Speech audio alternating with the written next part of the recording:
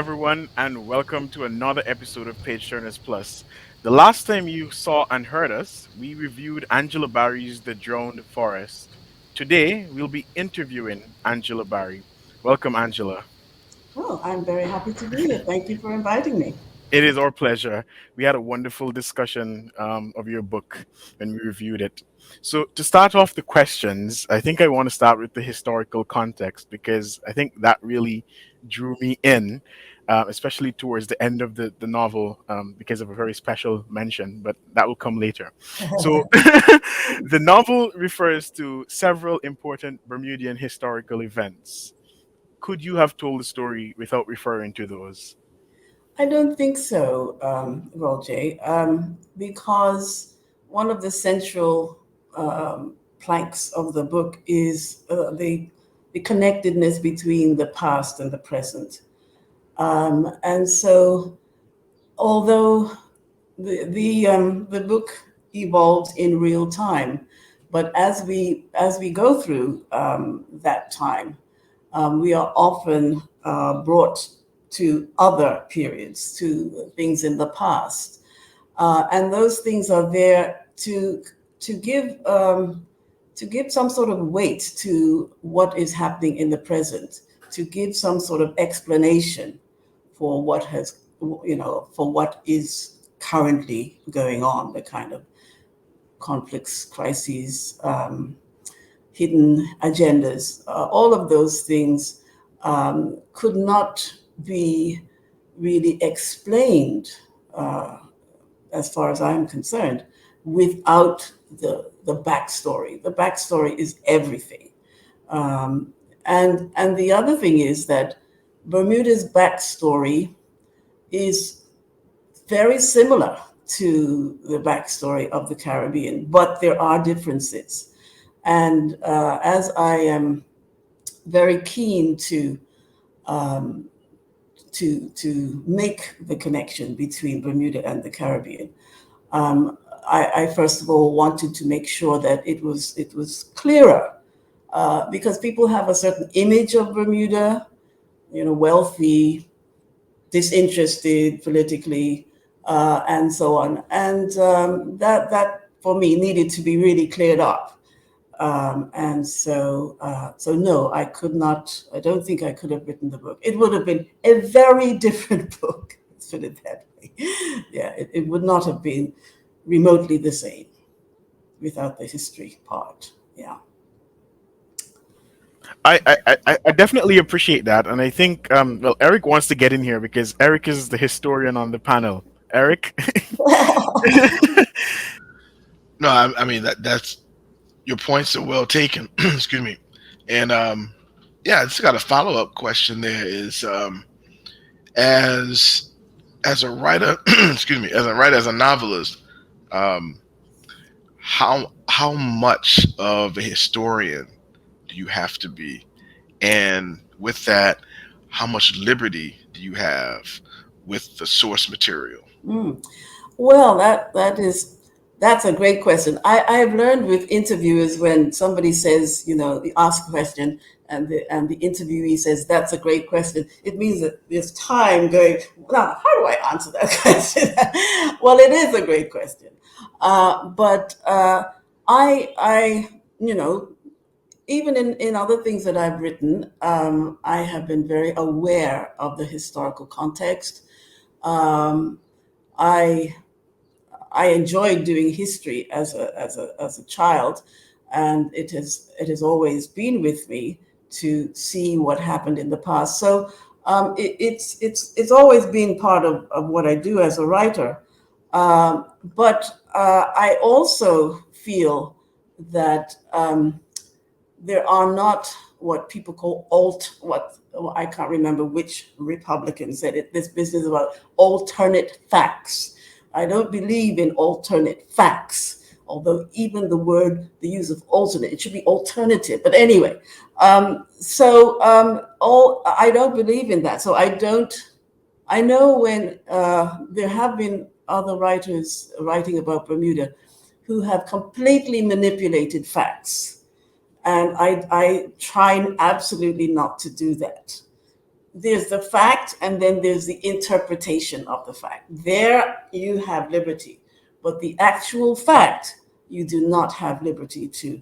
The issue with people of the African diaspora in the West is that the facts were often hidden. The facts were hidden, so it's new facts that are emerging. Not that the facts have been misrepresented, but that they just were not part of what was called history. So yes, I believe that you have to be true to what has proven to be facts, but then the writer probably has more leeway than the historian to interpret those facts and see how that event, for instance, what the impact was on the lives of people. So you can have one event, like emancipation, and look at the difference between the effect on the slave holder and the enslaved. Completely different response, and quite rightly so. Yeah. So no, I don't like to fiddle with historical fact. If I put it there, it's meant that I have gone and made sure that it is correct, and not just what I would have liked for to have happened. Yeah. Paula? I don't want to turn this into a history Right. conference, but I have one follow-up question. Right. In your writing process, what came first, the characters or the historical context? Right. That's a great question. Well, actually, it's quite a straightforward question here. Almost always in the past, my writing has started with character because, for me, the character is really paramount in, if you choose between character driven and plot driven, mine will always be character driven, and it still is in this book. However, in this book, I had written an anthology of short stories. Some of them were from Bermuda, and some were from what I call beyond Bermuda. The next thing I did was my novel, the first novel about the slave port Gore in Senegal, and that had nothing to do with Bermuda. So I said, I really have to. I do really have to write something, a novel about Bermuda, how complex, difficult it is, and I want to. I mean, it's only 64,000 people. It's not a lot of people, and so I need to try to write about all of the Bermudas because it's very, very fragmented, as you have seen by what you've read, and so that was the main idea. So the idea was there for what had to be the root idea. Everything is about roots. And so once I was there and I had this image of the cedar root, then the core characters were not difficult for me to find. I don't know if I told you, but I made this as part of my doctoral thesis. I did this creative writing PhD at the University of Lancaster. And so I went back to some of the early things I submitted to the university. And it was clear that the characters were not yet there, but the idea was there.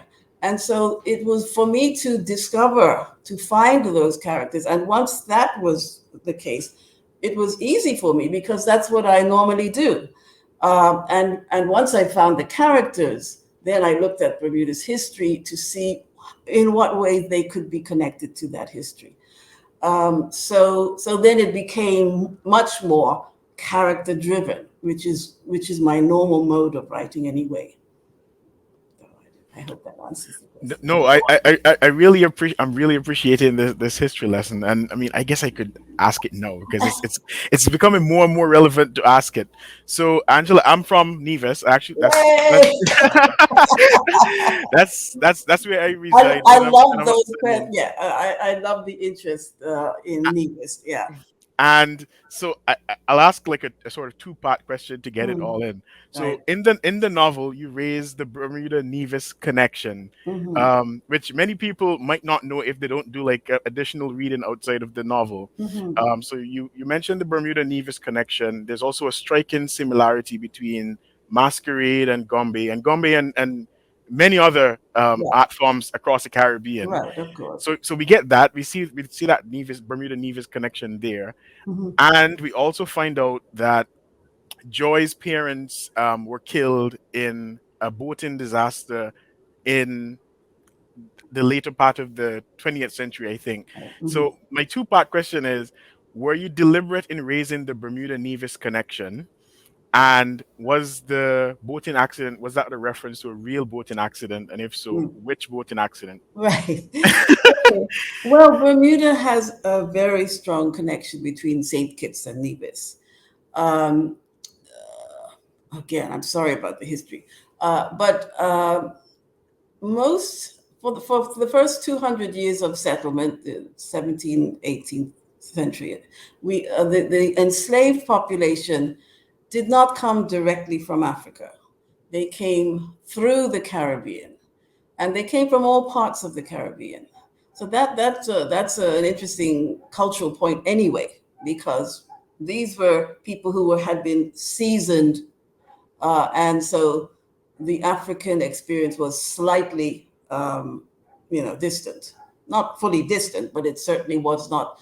It was not their immediate lives. They had not been born in Africa. So that's one thing. So most Bermudians, well, some Bermudians have been able to trace their ancestry. But what happened in the early part of the 20th century was that the British, who liked Bermuda for its strategic location in the middle of the North Atlantic, so it fortified the island. And they wanted to build a dockyard. So the Royal Naval Dockyard was put forward as the idea. And then they went to the Caribbean looking for people to come to work. And many of them came from St. Kitts and Nevis. And they changed the landscape of the Black population.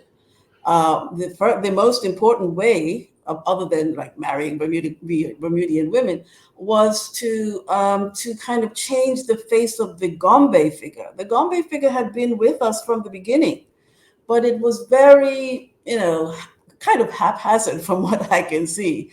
But the people who came from St. Kitts and Nevis put the stamp on it that you recognized, and since then, most people or many Black Bermudians can trace direct ancestry to St. Kitts and Nevis. Yes, so that's the first part of the question. The second part of the loss of life of Joy's parents. Here we have a kind of a bit of a fog in my mind when I was writing that. I felt that that her parents would have to be from the Caribbean, and if it was going to be the Caribbean, it probably was going to be St. Kitts Nevis, and I knew, and I hadn't done the history homework. I knew in my memory that there had been a boating accident where people had died. And another thing, Roll J, I'll tell you that there was a famous teacher who came to there was one Black school. There was one school for Black children up until the 1970s. There was one Black school, the high school, and people who wanted to do something more. There was only one school that they could go to. And this teacher, called Miss Byron, she came to the school as a teacher, and she was, beloved. She was beloved by the population, and she eventually went back home, and she died in that catastrophe, the Christina disaster. Yeah, she died. So and she was mourned in the whole island, because she had made such a big difference in the lives of children. My sister was the one who told me, because she had had Miss Byron as her teacher. So all of that was going on. So I said, well, I have been to Nevis a long, long time ago, and I know that ferry is a ferry ride from St. Kitts to Nevis. So I said, well, yeah, that looks like, it didn't have to be the big disaster, but nevertheless, it's a place that I'm sure is not the first time that it's had death through drowning. Yeah. So yeah, that's. So I was very thrilled to get to know that we had that Nevis connection. Yeah. Oh, thank you very much for that, Eric. Oh my goodness, that reminded me of the Haiti New Orleans connection. So much changed because of Haitian immigration into New Orleans in the 19th century, especially our carnival traditions. Mm-hmm. But I'm tasked with another question though. So my question is about the cedar. Um, why does the Bermudian cedar, and in particular the root of the cedar tree, which was dredged up from the ocean in 2002, Mm-hmm. and even in roots in a more general sense, like roots, like family roots, Mm-hmm. loom so large in the novel? Okay. Well, I have to say that if you remember in the prologue of the book, talking about the hurricane people and that sort of thing, and it says some dreamed of the ocean engulfing the sacred forests. So I don't think anybody that I know of has used the word sacred when talking about the cedar, but it's not too far from that, and I'll tell you why. First of all, well, of course, the cedar is the ancient tree in our landscape. Um, from what we know of the 2002 discovery, that it was there at least 7,000 years before, and probably a lot longer. So it's like the original inhabitant of the island, and so it has status from that point of view alone. Because it's been around so long, and Bermuda has been in that position so long, and in that position, I mean, it is a hurricane island. So when the storms come off the coast of Africa, if they turn north, they will be coming towards Bermuda. And the cedar is a tree that will withstand the hurricane.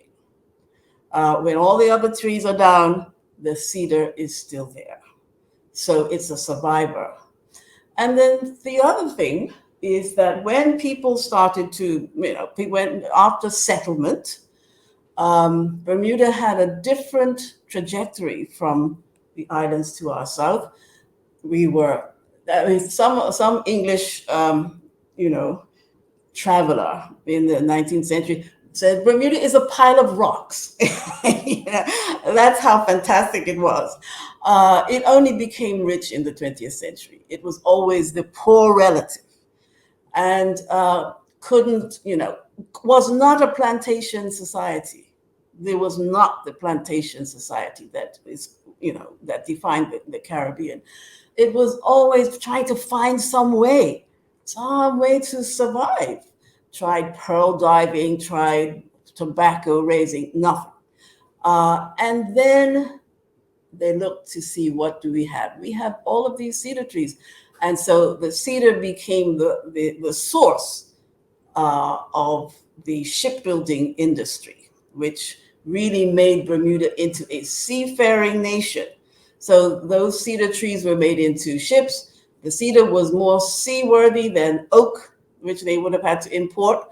And they created these very swift and reliable sloops, which went from Bermuda to the Caribbean, to the American colonies, and for trade And so that is how we survive. So without the cedar, we wouldn't have had any of this. We would still be trying to find pearls from, from the ocean.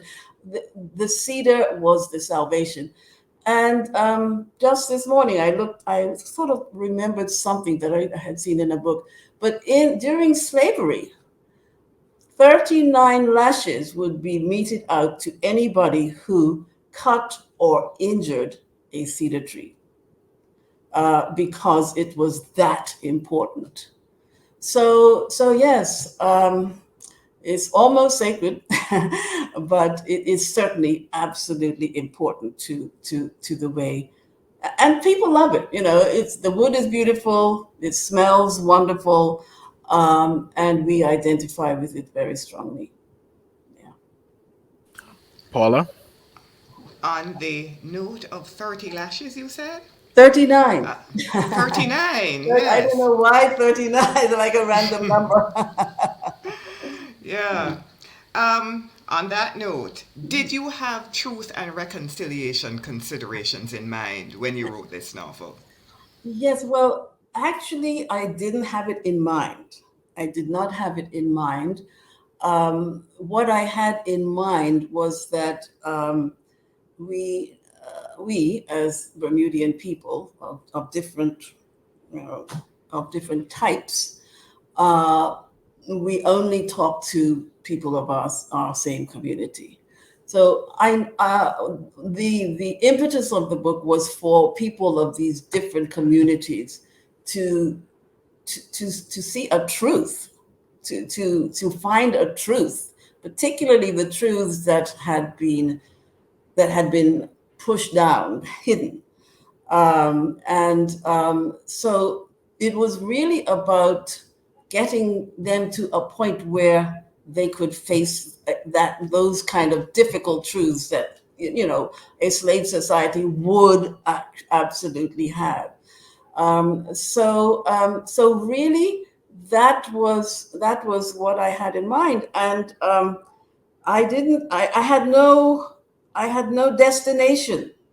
I really had no destination as when I started to write.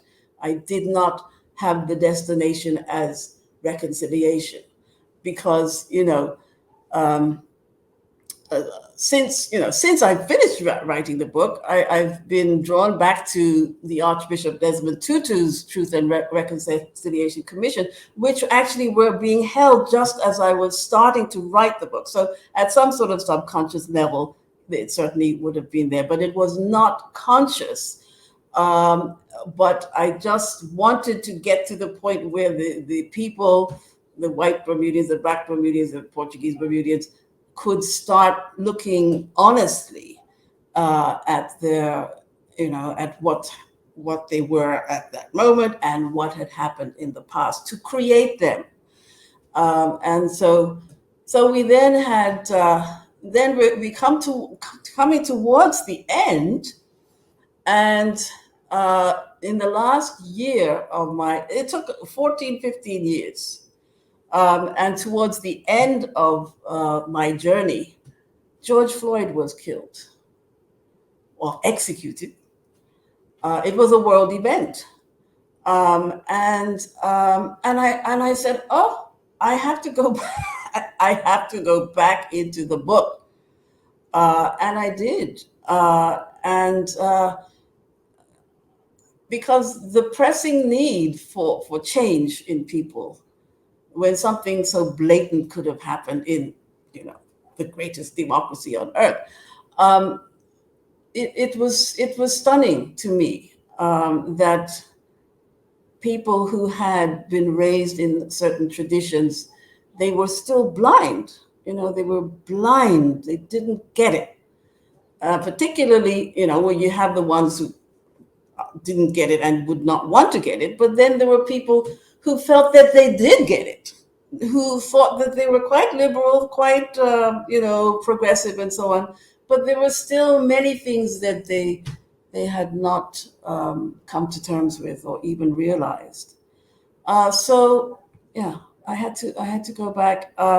So in the end, I said, well, there can be no happy ending.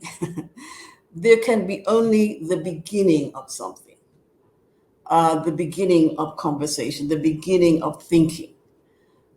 In the Drowned Forest, Tess has to deal with Simmons, whom she's always had, without thought. He's always been there doing everything, making sure that, her life can be lived the way she wants it. And now she can't see him that way anymore. She sees him as a completely different person. He's a stranger. She's grown up with him and he is a stranger to her. And so she is at the beginning. And Simmons is also at the beginning. How much is he going to push? We don't know.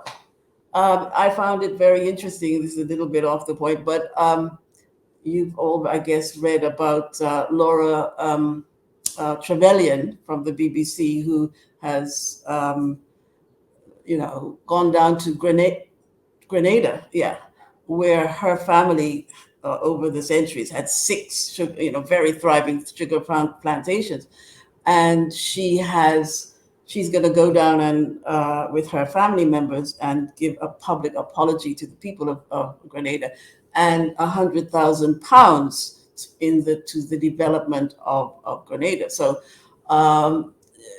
she felt that she came from a great family, a great historians, all of them historians. And she was not aware that this was her family history. So what I'm getting at is that in the end of the book, there is also the possibility of the discussion of reparation. Is Tess going to be involved in that? Can she see her way clear to say that? So for me, there is only the possibility of an opening up. That's for me what was the ending of the book. So Desmond Tutu he created the model, but the truth has to be first. You can't get the reconciliation without the truth. And so yes, Ubuntu. That's the African term for that. I know your book has been on market for less than a year. Mm-hmm. So the question that I wanted to add to that, because I know you mentioned like reparations, etc., was how has the book been received in Bermuda in the last few months? Well, that's an interesting question. It's been received well. It has been received well. Like every writer, you're never sure what people are going to think of what you've written. You own what you do. I mean, you do it, you own it, but you know that you're sending it out and it's beyond you then. So I've had I'm kind of busy with sort of presentations. Oh, can you come and talk to this group and that? And it has been well received. But I'm never sure. One is never sure. The sales have been good, but I know that for some people there would have been difficulties. There would be difficult moments in the book, very difficult moments. But to be honest, it was difficult writing those moments. It's not just no, it was difficult, and those moments, the cellar and the Tess's understanding of what happened, and also the death of Rosie. These are very difficult things for me to write. That's the only way a writer can do it, is to enter fully into that moment, into those people. What are those? What's each of them feeling? What is going on here? So, So when you think you finished, then you go back and think that's not quite it. That's one of the great things about my experience doing this, is understanding that the importance of having the humility to draft and redraft and redraft. There are a lot of things that I wrote, especially in the early stages, which just didn't make the cut, and that's all right too. I learned early that if you're writing a story, or not, I never wrote short stories, but if you're writing a story and there's a part in there that's so fantastic, you're so pleased with it, oh yeah, I got that right. And then you get some objective, person with a big head who said, oh no, that has to go. So shocking, so awful. And I eventually got to understand that that person with the big brain um, was looking at the thing as a whole. And if there's something that's sort of standing out that much, it has to go. And you can do something else with that, because that has power of its own. It's not that it was bad; it just had no place in that particular ensemble of thoughts. So yes, George Lamming was that. Yeah. So I've been very lucky with my mentors, I must say. I have. Eric? Yes. So a real concise question here. Why are your main protagonists women? Well, there are 50% women in the world. That's the first. That's the first and most telling answer. I I tend to write about women. I am one. And it's not that I feel that I cannot write about men. I mean, there are men, important male characters in this book. But in its original conception, it was really a book about women.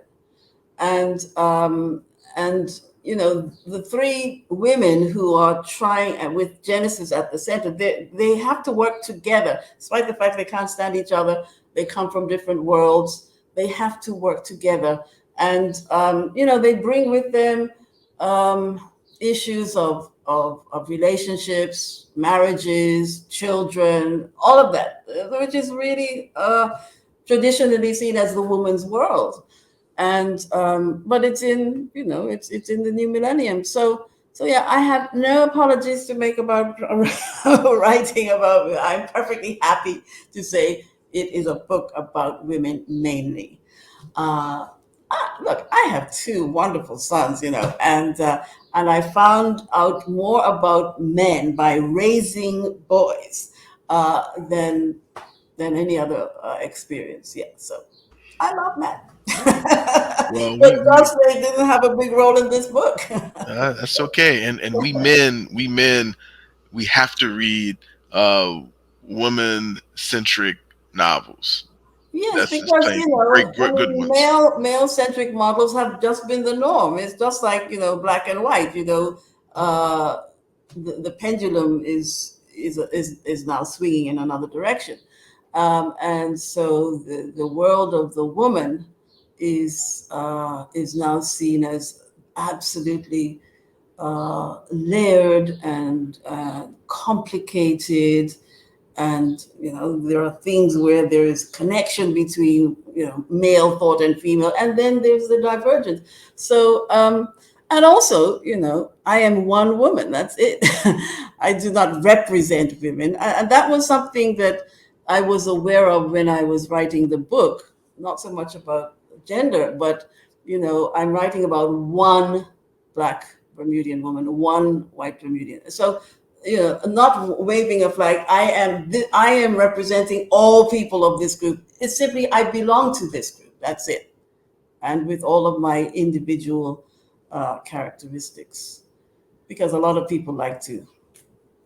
It's easier to say, well, oh, this is what black women want. This is what white women. I don't go there at all. You mentioned Tess and Simmons earlier. All right. Mm-hmm.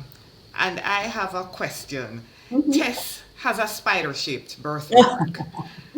um, and it serves as a literary device to connect her to Simmons. Right. Now, the tree root is also spider shaped. Mhm. And I was wondering if all of that is all coincidental. The shape of the birthmarks that two people have, Mhm. and all of Tess's family and two Right. people Mhm. in the novel have, Right. and the root. Is it coincidental that they're all spider Oh, shaped? no. Well, again, I have to admit or confess that the very first story that I wrote, this would have been in the 1980s, was about how a girl, and in this case, a very specific, this was my grandmother, how she learned about who her father was. And her father was a white man, and she didn't know who he was. And somehow, the story is about how she got to know. And as my both my grandmother and my mother were no longer in the world, I had to imagine this scene, and so that was the literary device I used then, the birthmark, because these birthmarks are ridiculous. Can I just do a red herring? I knew a man whose family trait was that he had a tiny little sixth finger right here, and yeah, he was happily married, one thought, and then all of a sudden, there was somebody knocking at the door with an infant who had a sixth finger. Because these birthmarks will definitely make you, you know, will just take the cover off your secret. And so I thought that this was, a way to do it, and to do it at a moment when it was most powerful. So yes, when I started writing, I knew that that birthmark was going to be important.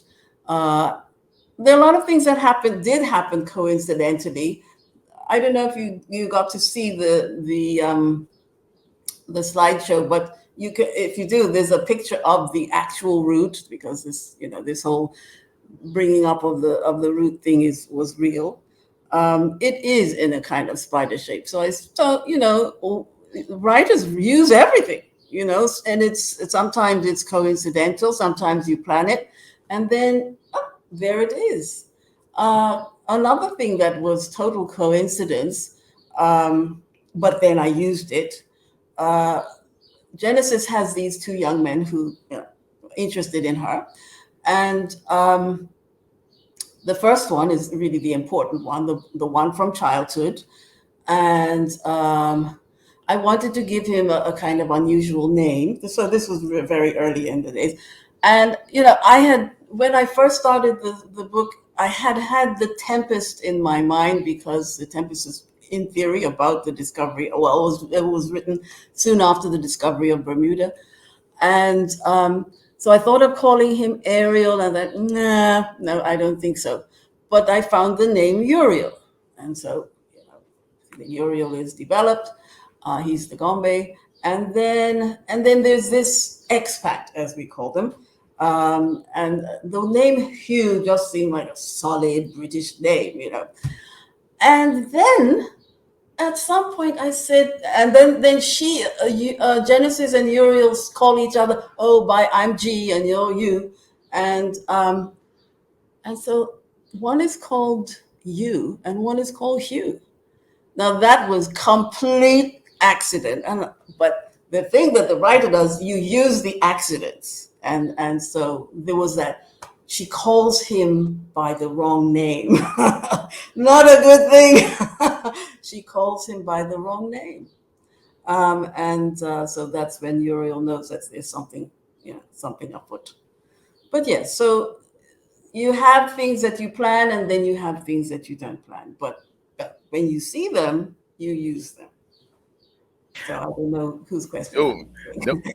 Just to add there, that moment with the Hugh and you thing was Mhm. a moment of absolute brilliance, because on my first read of that particular area in the book, I was like, is this a typo? Then I read on, and then I was like, oh, There we go.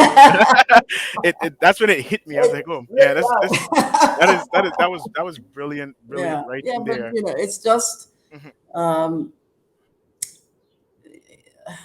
I think Wilson Harris said, he when he wrote the Palace of the Peacock, it was like 500-600 pages long, and then it was reduced to like 100 and whatever pages.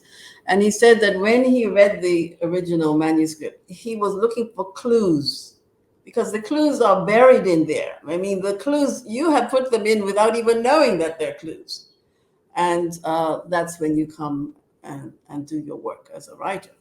So I don't compare myself to Wilson Harris or any great writer, but I do know that it's good to have to know the classics, the classic Caribbean writers. It's good and it's important because you don't want to be trying to reinvent the wheel. The wheel has been invented in Caribbean literature, very much so. And so the writers who are currently writing, they just are taking it, they're taking it to another stage. But the foundation is very strong. Yeah. So we're almost out of time, and Oh this happens every time we do a show. But wow. one final question that I want to get in was, you appear to signal time of the year by referring to various Bermudian festivals. We Mhm. have Summer's Day, Cup Match, Emancipation. You have the Christmas Gombe parade, and you have the Festa do Espírito Santo. So why did you choose to do this? Did you do it to make the novel distinctly Bermudian, or? Oh yes. Oh, absolutely. I was looking. There were two cycles of two 1 year cycles, and of course, like I'm sure every place, your year is punctuated by these events. And this is whether it's going to Cup Match or going to following the Gombes or whatever. You identify yourself as a Bermudian by being involved, cooking masses of food, all of that sort of thing. This is an absolutely specific point in the year for people to celebrate or to pray to whatever. This identifies you with a particular group. Most of the all of the festivals that you mentioned, they all started in particular groups, but as now 2023, they are now more and more being seen as belonging to everybody. They never did in the past. They did not do. They absolutely did not belong to everybody in the past. But slight movement towards that has happened, and I'm happy to say yes. So if I can say that I wrote the book with two readers in mind: the Bermudian reader, and for the people who are not Bermudian. So for the Bermudian reader will see these festivals and immediately recognize them, and hopefully be glad. For the person who is not Bermudian, they will look at them with different eyes altogether. But hopefully, I mean, I've never wanted to write in a way that excludes people who are not from this particular place. And so I wanted it to be something that they see for the first time, but nevertheless learning and perhaps can connect with things in their own national life. So I wanted to do that, particularly the Caribbean. Unfortunately, what I call, Bermuda is 900 miles away from the Bahamas, who are not fully Caribbean, but Jamaica is not, is fully Caribbean and not Atlantic. We are an island whose history most resembles the history of the Caribbean region. Uh, Not every Bermudian identifies with this. but it is true. I mean, this is one of the facts that we were talking about. It is true. Bermuda's history most resembles that of the Caribbean region. And for that reason, and in fact, the peoples are very much the same. So why not? But there is still some resistance. People believe the hype that Bermuda is another world. It is not. It's part of the world. It is part of a world history. Like every other place, it has its peculiarities. You could get 39 lashes for injuring a tree. I, So that's pretty specific. I think that's a bit gory but wonderful note to end our wonderful interview with you on. The next time our viewers see and hear us, we'll be reviewing Dalma Llanos Figueroa's Woman of Endurance. But before we go, we have a lovely reading by Angela Barry for you. Thank you for joining us and have a lovely day. So in this excerpt, the island is being battered by Category 4 Hurricane Fabian. Even Tess's house, which has weathered 200 years of storms, cannot withstand its violent winds. As parts of the house collapse around them, Tess and Hugh have to run for their lives to the only place where they might have some safety, an old cellar. Hugh gives the door a vicious kick, which breaks up some of the ancient paint encrusting the hinges. With one frenzied pull, he opens it, shoves Tess in, and scrambles through. They push across the 4 heavy bolts, fall down the steep staircase made slick and deadly by the torrent, and land painfully on a dirt floor. The ceiling of the cellar is so low that he hits his head against the rough trunks of old cedars. Head down, he inches across the floor, feeling Tess's breath on his neck, trying to distance himself from the water pooling at the foot of the steps. He finds the wall furthest away, and they sit down next to each other, leaning against it with their legs braced, praying that the groaning door will hold. Images flicker across his eyes, curtains reaching out for him, chairs flying like paper planes, roof slats being ripped away. Tess is saying nothing. She slumped forward, her body gathered in a tight, shuddering knot. Once her arms lash out in sharp, defensive movements, and then are still.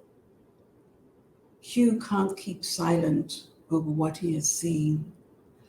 I saw it, Tess, the eye, the edge of it. When the roof collapsed, I saw it. I looked up to where the roof had been and saw a patch of blue sky with the sun shining from it. It lasted for just an instant and then darkness. He wishes he could lose himself in sleep, as Tess seems to have done. As the beast rages on overhead, images and sounds grip his mind, taking him into a terrifying and trackless hinterland. He tries to think about the ocean, and as usual, it calms him. What would it be like beyond the reef? Mountainous seas with no land to cramp them, waves towering and cresting, illuminated by lightning, an ocean in tumult with no horizons. And under the waves, currents of warm sea water tumbling and boiling beneath the surface, shifting continents of sand, grinding down and sweeping clean the mountain ranges of the deep. Blue surrounds him, the blue of the calmest seas. He's diving through water pierced by sunlight. He sees a figure darting through the light-flecked indigo. He races towards it and sees a girl, a young woman, beckoning him with dark, slender arms. They play together, endlessly delighting in the freedom and the grace of this kingdom. She touches his face, then swims away towards the black ocean floor. He hears someone calling out. It's Tess. Keep away, she's shouting, flailing her arms. All of you, keep away. She still seems asleep, her arms dropping to her sides. In a whisper, she repeats a phrase over and over. They called it, they called it, they. Hugh leans forward to listen more closely, but can't find any meaning in her refrain. He slumps back again and shuts his eyes. They called it the breaking room, where they kept the slaves.